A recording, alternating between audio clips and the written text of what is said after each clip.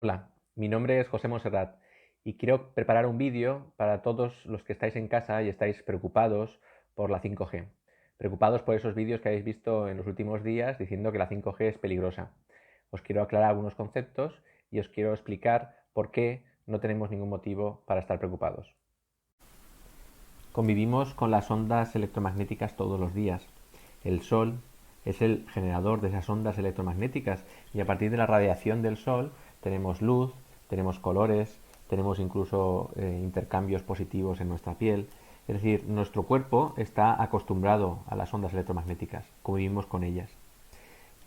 Lo que pasa es que estas ondas electromagnéticas, las telecomunicaciones las utilizan para incluir encima de ellas información. Y lo que hacemos es construir unas señales artificiales que son del mismo aspecto que tendrían la radiación del Sol, pero con otras frecuencias. Por ejemplo, la radiación que nosotros vemos que nos viene del Sol está en el espectro visible, en esta zona que vemos aquí, en la que simplemente nuestros ojos han desarrollado la capacidad de detectar esas ondas electromagnéticas y de convertirlas en un impulso que nuestro cerebro interpreta. Pero nosotros lo que estamos haciendo es irnos hacia abajo, irnos por debajo de esas ondas de infrarrojos, irnos a frecuencias más bajas, a golpes de esas señales a menos frecuencia, y metiendo sobre esas señales información que vamos a transmitir de un punto a otro. Esas son las telecomunicaciones. Hacemos esto desde hace también décadas, incluso centenas de años con la radio, y utilizamos esas señales para transmitir cosas. Lo utilizamos para transmitir la televisión, lo utilizamos para transmitir la radio, lo utilizamos para comunicarnos con los móviles. Todo esto está por debajo de esta banda. Esta banda que decimos que está por debajo de los infrarrojos se llama la banda no ionizante porque es una zona en la que ese campo electromagnético no hace que los electrones abandonen su estructura atómica, por lo tanto no cambia o no ioniza la materia. Son unas ondas inocuas que no producen un impacto significativo sobre los electrones, pero tienen algunas consecuencias y esas consecuencias de ellas hablaré un poco más adelante. Por encima del espectro violeta, en lo que llamamos ultravioleta, rayos X o rayos gamma, están las ondas ionizantes, que sí que afectan a la materia, a la composición de los electrones y que por lo tanto son peligrosas. Y se han demostrado que son cancerígenas y muy nocivas. Y tenemos que ir mucho cuidado en no llegar a esa zona. Pero fijaros que muy cerca de esa zona ionizante está la luz del Sol. El Sol también es cancerígeno. Quiero decir, tampoco podemos estar expuestos al Sol durante horas en verano porque nos quemamos, porque tenemos una producción excesiva de melanina y que eso puede suponer, pues aparte de quemazones, puede suponer problemas de cáncer en la piel. Es decir, tenemos que tener respeto a las ondas electromagnéticas. Eso creo que nadie lo pone en duda. Los efectos nocivos de las ondas no ionizantes están sobre todo por debajo de los 10 MHz. Es una banda de frecuencia que afecta a nuestro sistema nervioso y que, por ejemplo, nos electrocuta, ¿no? En caso de que toquemos un sistema que esté en alta potencia. Pero no solamente eso, sino que puede afectar algunas conexiones neuronales. Todas esas frecuencias que están muy por debajo son unas frecuencias que no se gastan, salvo en las líneas de alta tensión, que puede haber ciertos campos de baja frecuencia y que son peligrosos. Por eso se tienen que tomar precauciones en estas líneas de alta tensión para que no tengan posibilidades de radiar en entornos con personas humanas. También se ha estudiado que incluso por encima de 10 MHz existe un posible impacto en la temperatura de los tejidos. Este impacto en la temperatura es el que gastan, por ejemplo, los hornos microondas. Los hornos microondas, como veis aquí, operan pues, muy cerquita donde operan las comunicaciones móviles y operan a mucha potencia. Y estos hornos microondas lo que hacen es conseguir calentar las cosas. Es decir, ya sabemos que las ondas electromagnéticas calientan, hacen que las moléculas vibren y esa oscilación de las moléculas realiza pues un efecto de calentamiento por flotación, ¿no? Por movimiento. Entonces sabemos que sube las temperaturas. Y también sabemos que cuando la temperatura de un tejido sube por encima de 41 grados, se daña. Es decir, tenemos un punto de control y lo sabemos por los científicos, por los médicos y por todos los estudios biológicos que se han hecho, sabemos que hay un punto de temperatura que es nocivo. Entonces lo que tenemos que garantizar es que cualquier radiación electromagnética a la que sometamos a nuestro cuerpo no haga que nuestro cuerpo suba por la temperatura por encima de 41 grados. Bueno, pues todos estos estudios que os estoy diciendo los ha llevado a cabo una comisión internacional de expertos y científicos que se llama la International Commission on Non-Ionizing Radiation Protection, el ICNIRP, que elaboró hace ya muchos años una serie de normativas respecto a los cálculos, las medidas y los valores de seguridad que se tenían que tomar en todas las frecuencias desde 0 hasta 300 GHz. Es decir, una banda de frecuencias enorme que abarca incluso esta zona toda esta zona ionizante que tenemos aquí, toda esa zona, pues ellos hicieron análisis en tejidos y determinaron qué cantidad de potencia podía tener en cada una de esas bandas de frecuencia para evitar que la temperatura de los tejidos supusiera un incremento pues hasta llegar a los 41 grados, ¿no? Pues más o menos un incremento de 4 o 5 grados. Esas medidas son unas normas y esas normas acababan siendo pues unos límites de potencia medida en los tejidos que se miden en unos parámetros complicados, ¿no? En microvatios partido por centímetro cuadrado, ¿no? Es una medida concreta que se tiene que hacer un examen del impacto de un determinado dispositivo electromagnético. Y pues hay un umbral, que son los 200 microvatios por centímetro cuadrado, en el cual nos garantizan que para cualquiera de esas frecuencias no tenemos un impacto de temperatura que suponga un riesgo para nuestra salud. Bien, eso es una recomendación y esas son las normas que gastamos en Europa, en Estados Unidos y en casi todas las partes del mundo.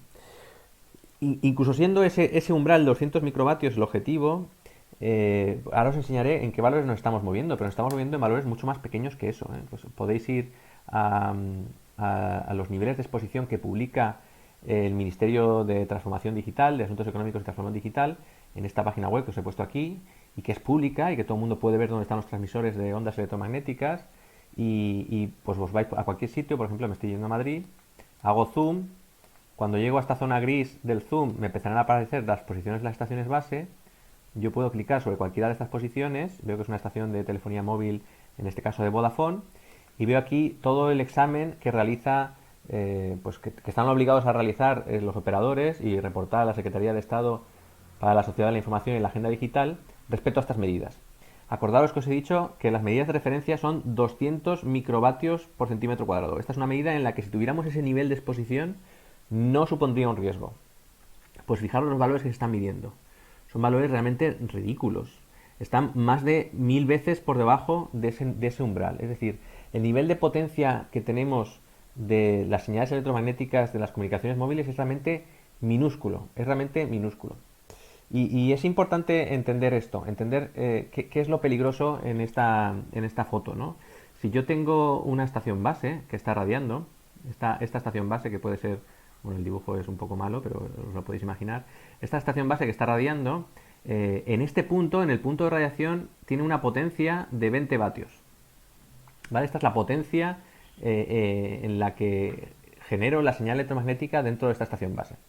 Esta potencia, como cualquier cuestión de energía, no se crea ni se destruye, sino solo se transforma, se empieza a propagar en el espacio, ¿vale? En unas esferas, y podemos hacer un esfuerzo de ver que esto se propaga en unas esferas, y entonces cuanto más lejos estás de este punto de transmisión de esa potencia, esto, ya sabéis que la superficie de una esfera es 4πr², esto se atenúa con el cuadrado de la distancia. Es decir, estos 20 vatios van a empezar a bajar con una función al menos cuadrática, que de hecho es mucho mayor que cuadrática, van a empezar a disminuir muy rápido. Y eso hace que muy cerquita de esos puntos la potencia radiada sea realmente muy baja. Tan baja que no es peligrosa, ¿vale? Y ya os estoy enseñando que los niveles que estamos viendo aquí están 1000 veces por debajo de su umbral de seguridad, 1000 veces por debajo. Los niveles que se están reportando hoy por hoy de comunicaciones móviles, estos niveles de un móvil cualquiera que yo estoy viendo aquí, los niveles que estamos hablando por lo general están en cerca de los menos 60 dBm. Eso es un nivel bastante alto de potencia. Esto quiere decir que este nivel es que no os decir una magnitud de lo pequeño que es, pero son picovatios. Son unos niveles realmente bajísimos de potencia.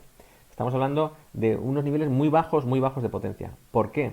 Porque el que está transmitiendo al lado vuestro y es el que le contesta a estación base, este móvil, él está transmitiendo a 21 dBm, ¿vale?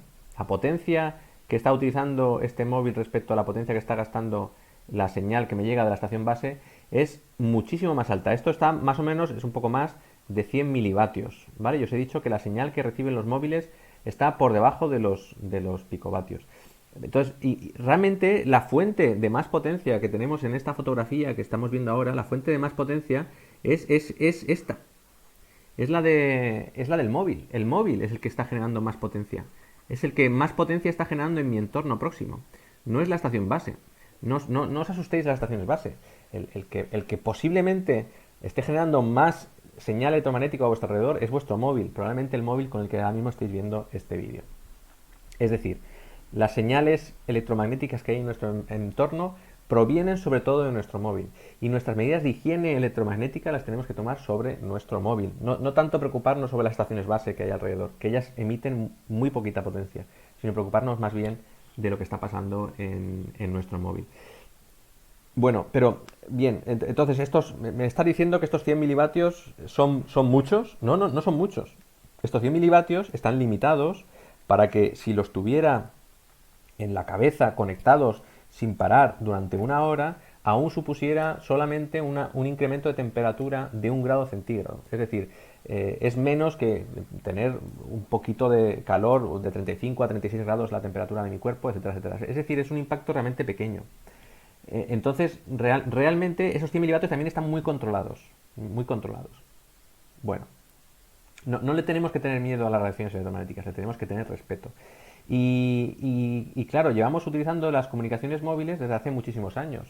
Desde los años 90 se han masificado su uso y llevamos conviviendo con los móviles 30 años. En estos 30 años nos ha dado tiempo a hacer muchos estudios epidemiológicos y ningún estudio epidemiológico ha concluido de manera rotunda que exista ninguna desviación de cáncer relacionada con las estaciones base ni relacionada con el uso de los móviles.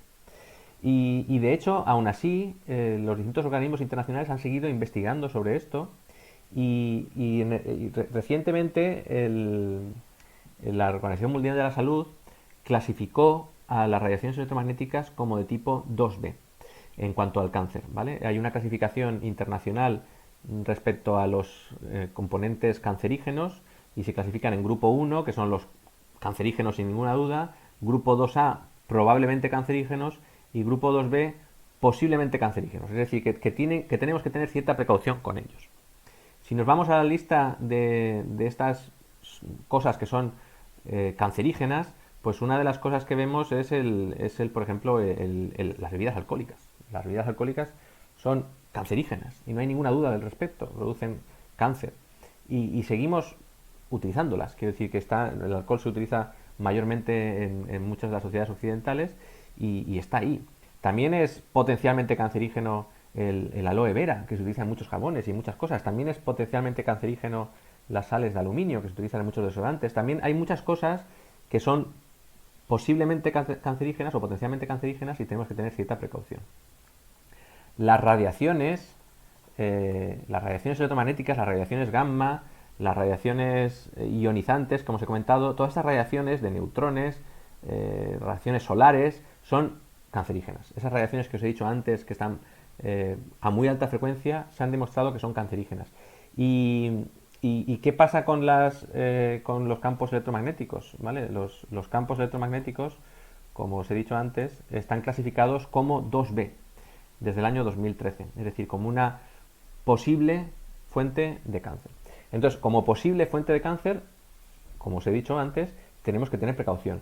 Y ya os digo que las precauciones se están tomando, porque esta posibilidad de fuente de cáncer es incluso a valores no controlados. Es decir, con el control no se ha visto ninguna desviación estadística respecto a la provocación del cáncer. Y ahora nos vamos a ir a la 5G. Bueno, porque parece que todo el mundo ya asume que la 3G y la 4G no son cancerígenas, pero puede que la 5G sí que lo sea, ¿no? Entonces, bueno, os quiero contar dónde está la 5G, ¿no? La 5G ahora mismo está desplegada en todos los países del mundo, salvo en Estados Unidos, en esta banda, en la banda de 3,4 a 3,6 GHz. Esta banda ya se gasta por LTE en muchos países y es una banda utilizada. La hemos gastado en España para muchas tecnologías inalámbricas.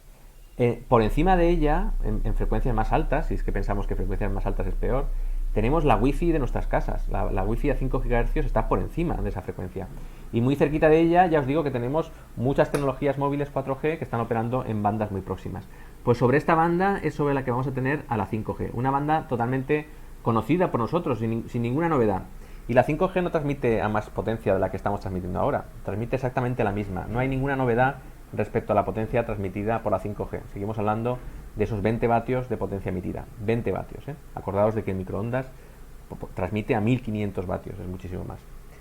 Y también es cierto que estamos hablando de que 5G va a ocupar unas frecuencias a espectros más altos, y aquí veis pues que hay algunas frecuencias, por ejemplo esta frecuencia que tenemos aquí, en la que se está gastando en algunas ciudades de Estados Unidos para enlaces de 5G inalámbricos, pero solamente en Estados Unidos. Ya os digo que no hay ningún país del mundo que ahora mismo esté gastando el espectro milimétrico, salvo en Estados Unidos. Bueno, pues estas bandas, que también están ahí, las llevamos gastando muchísimos años también. Fijaros, todas las bandas de espectro en 40, en 60, en 80, se están utilizando de manera normal para los enlaces de microondas, para comunicaciones de satélite, para otros usos. Entonces, simplemente vamos a utilizar unas bandas que ya hemos estado gastando para un uso que es el mismo, que es las ondas electromagnéticas, y encima manteniendo todos los estudios rigurosos que os he comentado antes del ICNIRP, el International Commission on Non-Ionizing Radiation Protection, todas las recomendaciones que ellos nos están diciendo de límite de potencia consumida. Entonces, ya os digo que no entiendo que podamos ver ningún riesgo en las comunicaciones inalámbricas. Ya os he comentado que precisamente las bandas que está utilizando ahora mismo la 5G son bandas muy pequeñas, son las bandas en las que estamos trabajando habitualmente ya muchos años, incluso por debajo de las bandas de Wi-Fi. Lo único que a lo mejor podríamos continuar explicando es el impacto sobre el coronavirus, ¿no? Yo he visto varios virales en los que hay un profesor que sale y nos dice que el coronavirus ha surgido en Wuhan, porque en Wuhan hay un despliegue de satélites 5G y que hay una radiación tremenda de electromagnética y que eso ha generado el virus y demás. Bueno, que sepáis que precisamente la 5G no tiene ninguna componente satelital, entonces no hay satélites 5G ni hay señales de altísima potencia 5G, porque no es verdad. La potencia sigue siendo tan baja como la que tenemos hasta ahora. Y por supuesto el virus ni se ha creado ni se ha propagado por la 5G, porque si fuera así no tendríamos el virus en Irán, que no tiene 5G, ni tendríamos el virus en países de África que no tienen la 5G. Y si fuera por eso, no tendríamos tampoco el virus en ciudades en las que no hay 5G en España, pero sí que lo está. O sea, la propagación del virus no tiene nada que ver. Y especialmente China no es el país con más despliegue de 5G. Si tuviéramos que hablar de un país con mucho despliegue de 5G, pues nos podríamos ir, por ejemplo, pues al Reino Unido, o nos podríamos ir a Suecia, o nos podríamos ir a otros países que ahora mismo no tienen casi casos y que han sido posiblemente sitios en los que más tarde ha llegado la 5G. Así que por concluir, no creo que haya ningún motivo para preocuparse de la 5G, no creo que haya ningún motivo para preocuparse de cualquier tecnología móvil, simplemente hay que estar atentos y hay que observar ciertas medidas de seguridad. Por ejemplo, la FCC, que es el encargado de la seguridad electromagnética en Estados Unidos, él dice en sus recomendaciones que si tienes cierta aprensión al uso de las ondas electromagnéticas, cuando tengas que hacer llamadas de larga duración, utilices un cablecito y unos cascos para tener el móvil lejano a tu cabeza, ¿no? Y así reducirás mucho la radiación. En general, la Organización Mundial de la Salud no recomienda el uso de dispositivos móviles en bebés. Menores de 2 años no pueden acercarse a un dispositivo móvil. Y en general también se recomienda pues que siempre tengamos el móvil separado de nuestro cuerpo cuando no lo estemos utilizando. Es decir, si estamos sentados en una mesa, pues lo dejamos en la mesa y no estamos en ese momento haciendo uso de él. Así que ser prudentes, porque las radiaciones electromagnéticas no son inocuas. Ser prudentes, porque realmente el posible enemigo, el que más radiación electromagnética puede producir, es el móvil. Y simplemente tengamos una conciencia social de que hay que pues utilizarlo con moderación. Gracias por vuestra atención.